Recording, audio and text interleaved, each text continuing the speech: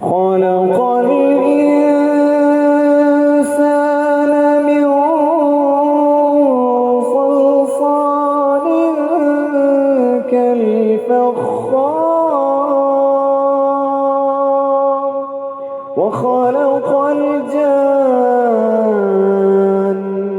من مارج من نار فبأي